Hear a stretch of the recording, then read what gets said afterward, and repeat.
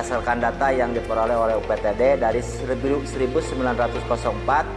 sampai sekarang itu sudah melahirkan 4 generasi. Dari generasi tradisi sampai generasi modern ini.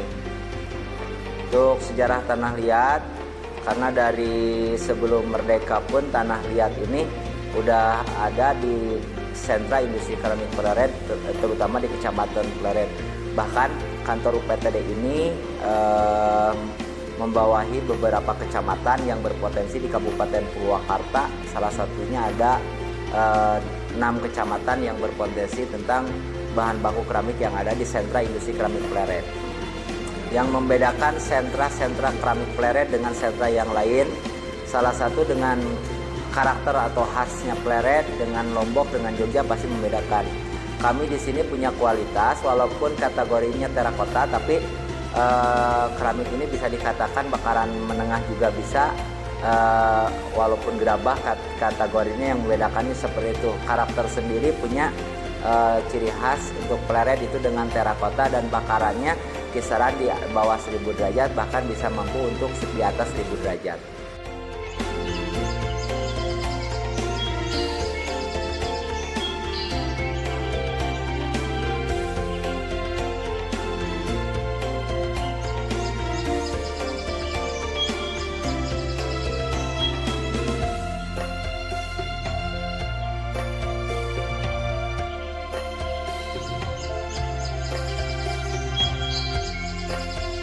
Kalau hasil produknya yang namanya gerabah ya, yang di Pleret ini ada beberapa kriteria. Yang pertama keramik gerabah tradisional, keramik fungsi, ketiga keramik hias, dan keempat keramik konstruksi. Salah satu yang diminati untuk pangsa pasar lokal dan ekspor. Kalau lokal rata-rata tradisional dan fungsi hias. Kalau ekspor rata-rata fungsi dan hias. Untuk negara tujuan saat ini yang diminati terutama benda fungsi hias yaitu Korea, Amerika, dan Australia. Prospek keramik Pleret secara data dan secara pengalaman para pengrajin masyarakat di sini, selain daripada pelestarian adalah sumber mata pencaharian masyarakat Pleret yang notabene keramik ini adalah warisan bangsa yang ada di Indonesia, terutama Jawa Barat, Purwakarta. Selain daripada pelestarian ini adalah sumber mata pencaharian masyarakat Pleret yang notabene bekerja di bidang gerabah ini.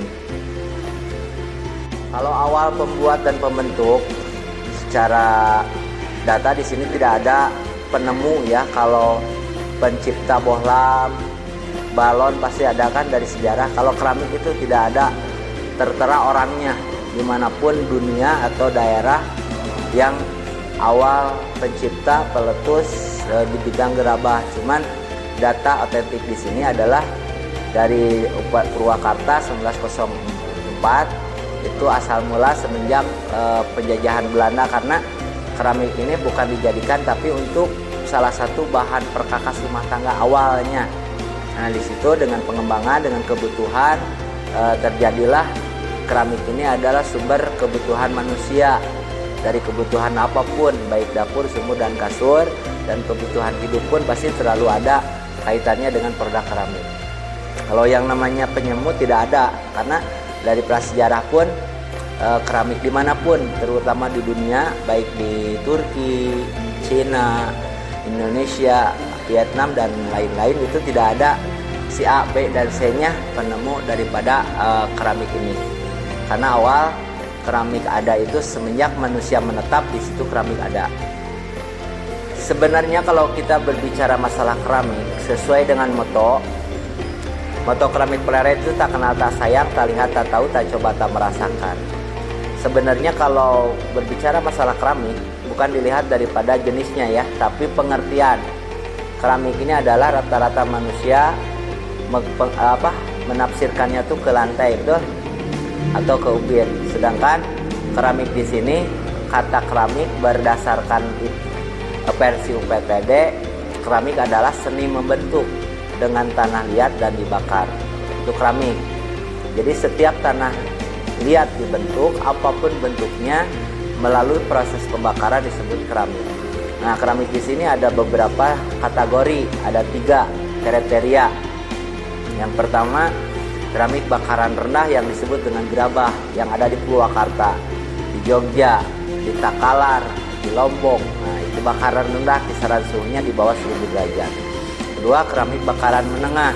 Kalau keramik bakaran menengah identiknya dengan alat makan minum manusia. Salah satu contoh mangkok, piring dan sebagainya yang warna putih itu ya. Itu kisaran bakarannya di atas 1000 sampai 1150. Yang ketiga, keramik bakaran tinggi. Kalau keramik bakaran tinggi, keramik fungsional. Salah satunya untuk kebutuhan elektronik dan otomotif. Nah, yang membedakan daripada keramik gerabah menengah dan bakaran tinggi selain daripada suhu adalah bahan baku.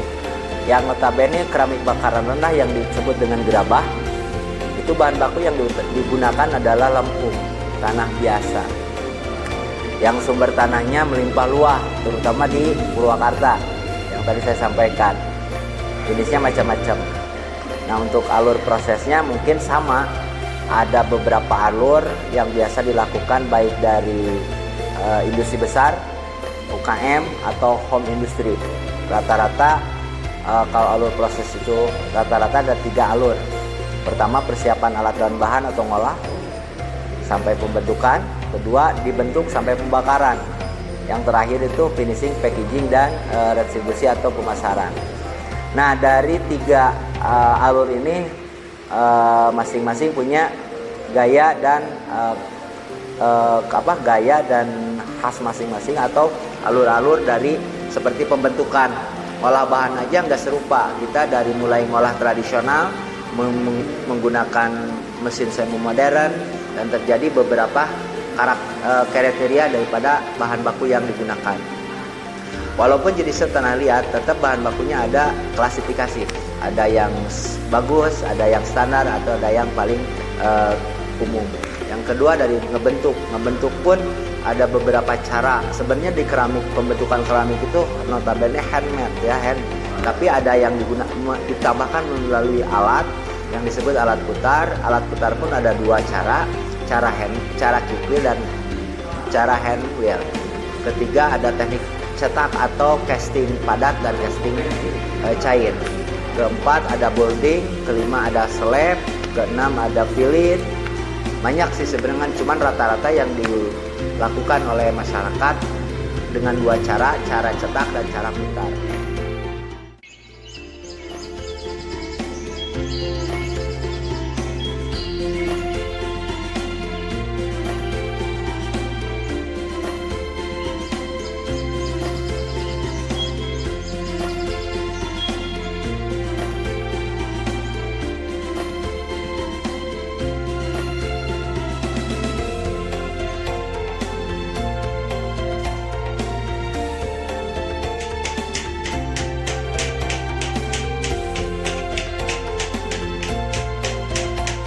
Dan ornamen pun karakternya masing-masing, seperti di Purwakarta dengan torehan, kalau di Jogja dengan tempelan, kalau di luar selain Jogja dan ini ornamennya dari kolaborasi antara alam dengan tanah liat, seperti batu-batuan, ada dari logam, ada tumbuhan, ada apapun ya, itu bisa dijadikan untuk ornamen.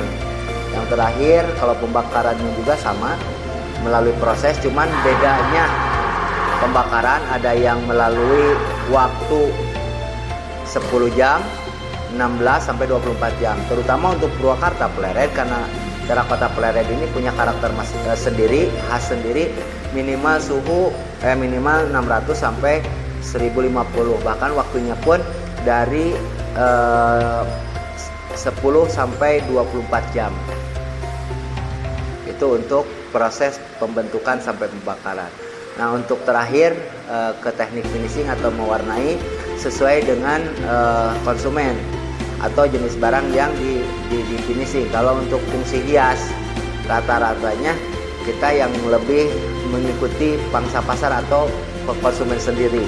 Karena zaman modernisasi ini gaya-gaya nuansa keramik tergantung daripada kebutuhan karena zaman milenial ya. Nah kalau untuk fungsi, kalau fungsi khusus terutama alat makan minum biasanya dilapisi baik mau glasir atau natural karena ada kaitannya sentuhan untuk bahan konsumsi, ada zat garam, zat asam. Nah itu. Tapi rata-rata peleret itu punya kelebihannya di selain daripada karakter terakota, ya kita bisa mengikuti nuansa apapun.